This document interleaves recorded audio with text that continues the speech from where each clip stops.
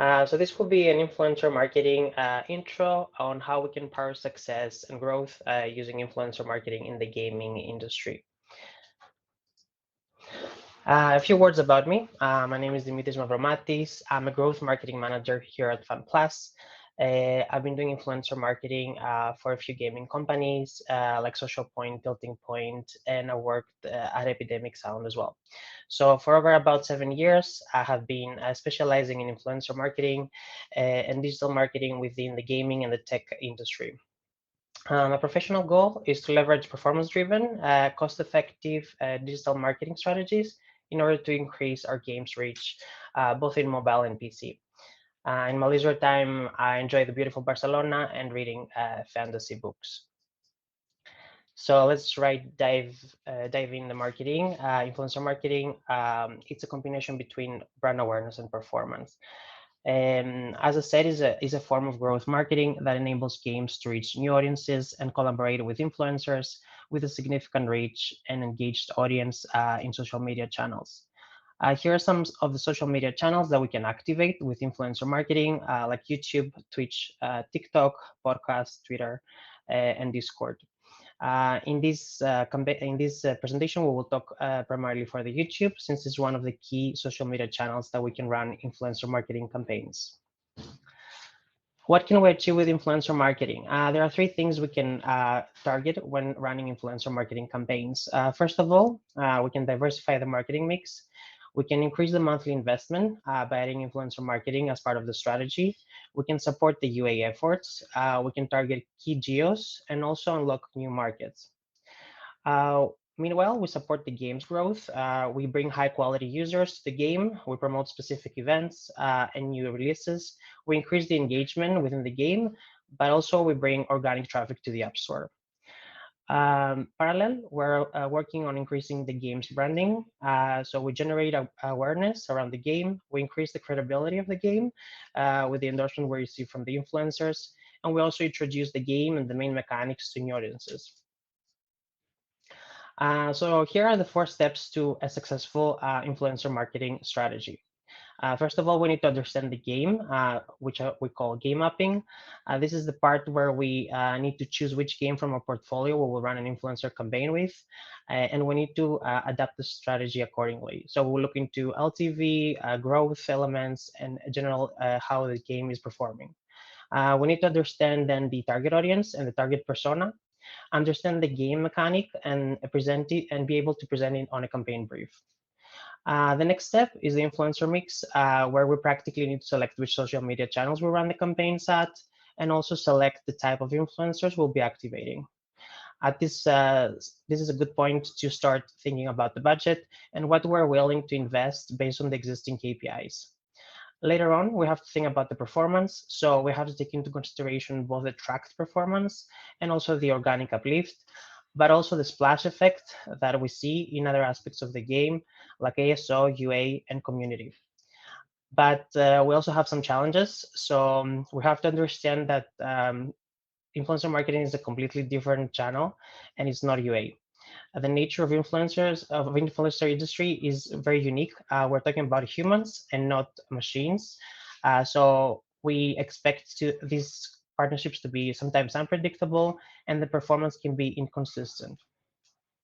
So once we know all this, here is a timeline that I would, for example, if I take the April as the first date, we will pitch the campaign internally, and we'll select the game and secure the budget within the team. Once we finalize this, we'll have to brief the agencies. We work with influencer agencies. I will talk a little bit more about it later. And we'll start receiving influencer profiles from them and start analyzing them. Once we review the influencers and negotiate the fees, we will provide the campaign brief and other details for the campaign, and we will go live. After the campaign will be completely live and we'll wait a little bit of time to collect the data, we are ready for the campaign analysis. So at this stage, we need to start connecting with influencer agencies and select a good and reliable partner. The influencer agency is an extension of the in-house team, so investing a little bit of time and benchmarking and testing new partners, I think, is very essential for a successful influencer campaign. When we review when we receive the talents, we will be reviewing and negotiating the influencer fees. To the left, you can see the Tubular Labs profile of a talent.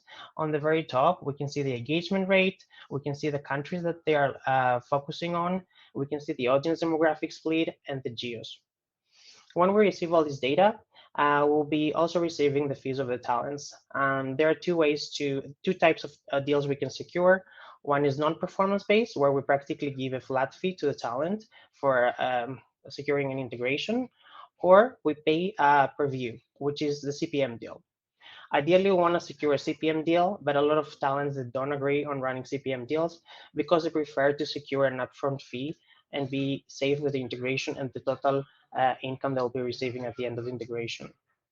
Here we'll talk about the King of Avalon example. So we run a campaign for the King of Avalon, one of our main games. And we outline the main campaign deliverables. Those are the key takeaways we have to be providing to the agency and the influencers in order to secure a good integration.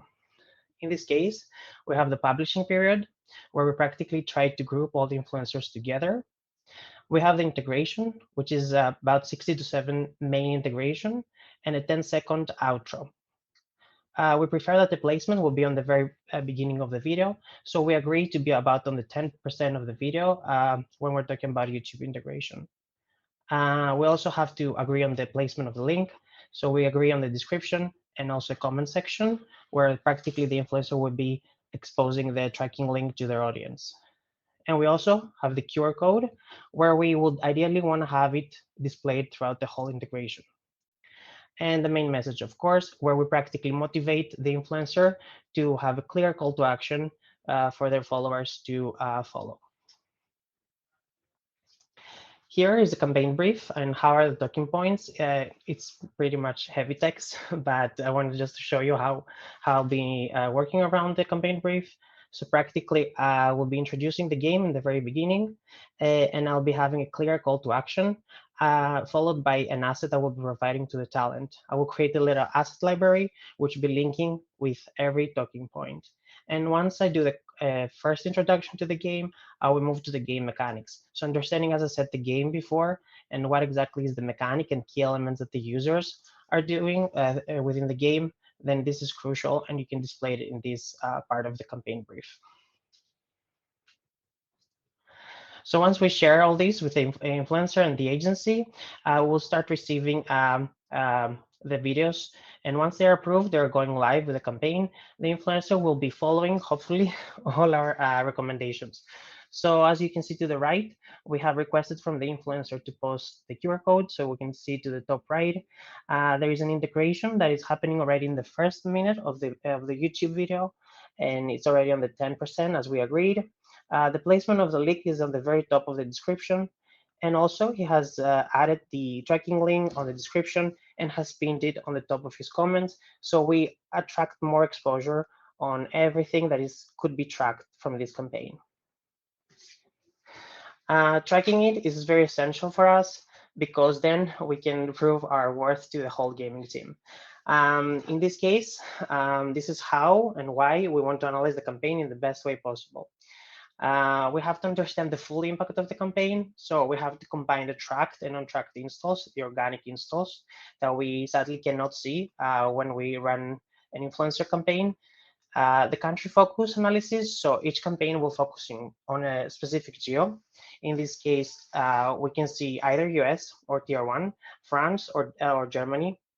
When we run specific campaigns in geos like France or Germany, then we're focusing on the geos that they speak French or German. French we can consider, especially, for example, Canada as well. Now we have to compare the performance of the organic before and during the campaign. So we have to check for a control week. As you can see to the right, we check how is the performance of the organics. And once we run the campaign, you see with the little square, this is when the campaign spiked and the organics are uplifted.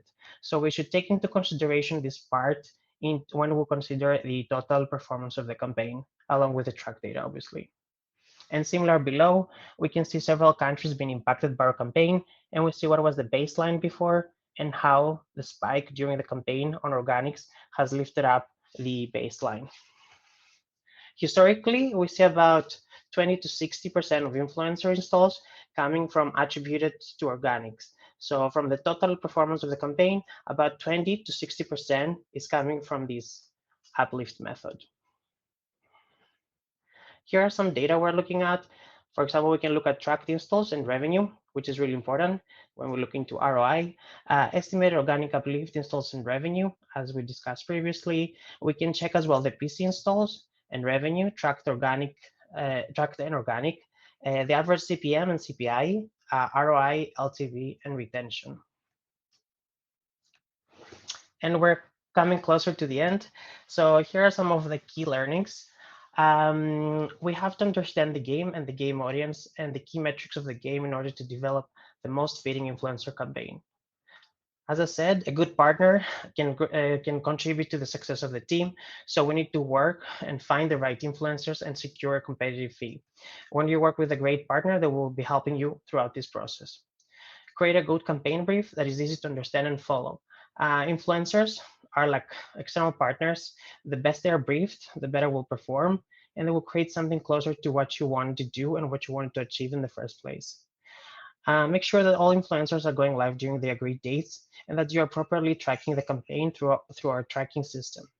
So we can imagine that, for example, if we have a broken link, we won't get any track data, which happened in the past. So we have to always check that everything is tracked and everything is in place when we run a campaign. So hopefully, with all these key learnings, you'll be able to run a perfect influencer marketing campaign. And that will be all. And if you have any questions, let me know. Thank you very much, Dimitris. We're a little bit before the Yes, timeline what we had, but I I just saved want to remind time. everyone that you can connect with Dimitris and the FunPlus team on Discord for the Q&A. But let's see. Maybe actually, like the question from me. Have you had any like interesting stories to share, like not working with the influencers, and maybe because it's a different kind of marketing. I don't know if does it apply to the other industries. It's been something that popped up so much in the games industry, but maybe some interesting stories or to share some fun plus. Well, Yeah, as fun I plus. said, exactly. No, as I said, influencers are humans, and whatever you can imagine, it can happen to a human, right? So I had an influencer saying, "I'm moving out. I cannot post this weekend." So it would be like simple things like that. That you one thing as a marketing person, because you have a team relying on you and a huge investment behind this campaign. It could be that it's a 100K campaign and the person will be delayed because they were moving out, or they might have a wedding or something like that that they haven't thought when agreeing on the campaign. So it's a little bit like talking to a friend and they just cancel you out because they had something better to do last minute. It's the same approach.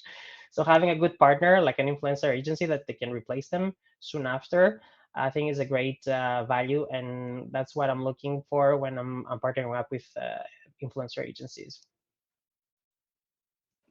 Maybe another question is that how did you yourself? I mean, how did you came to this role? I mean, working with the influencers. What's your story and how did you actually join FunPlus? Exactly. It's a long story. I'll make it short. So I started working with a PR agency. So I did fashion PR. So I was working with a lot of local influencers and mini celebrities and local celebrities.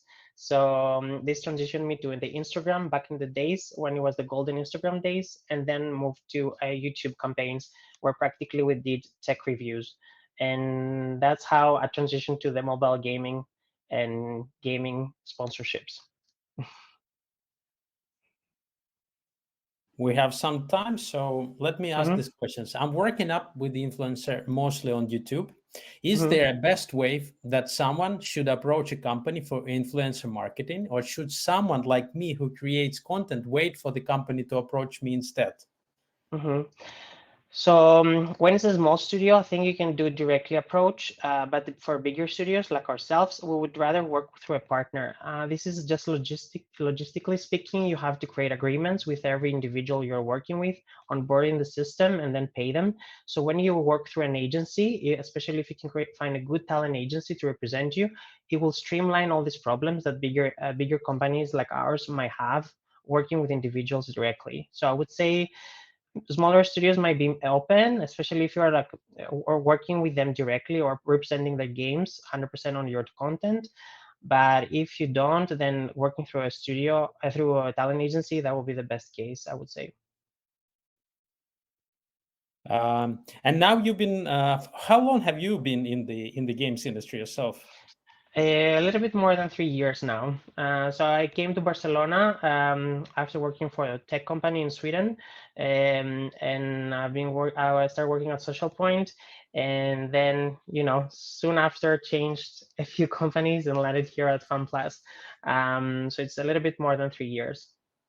Understood. And what is it that you like about the games industry? Actually, like working with the influencers you had, yeah. Mm-hmm. I mean, compared to tech, maybe.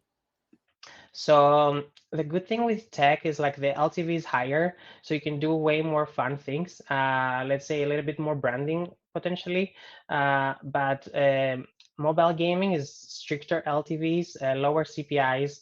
So we're kind of like, let's say, limited by the product, but in a good way, but the reach is higher as well. So I really enjoy working with mobile gaming because it's very data driven, and obviously you have to be creative, but creativity is limited by performance. That's why I said influencer marketing is in the limbo between brand awareness and performance. So performance is leading most of the times because budgets should be ROI profitable, and we're always aiming to create performance-driven campaigns. That's why I focused a lot on how we can track and analyze the campaign, both on the tracked side and the organic uplift. Thank you very much, Dimitris, Thank you for too. being with us. If you have a moment, so Of for course. everyone, I'm reminding you can jump on our Discord to ask some questions. We agreed with Dimitris that he's going to be there to take Thank up you. some questions. So thank you very much for being with us, and Thank we'll you. continue with the program. Thank you. Bye.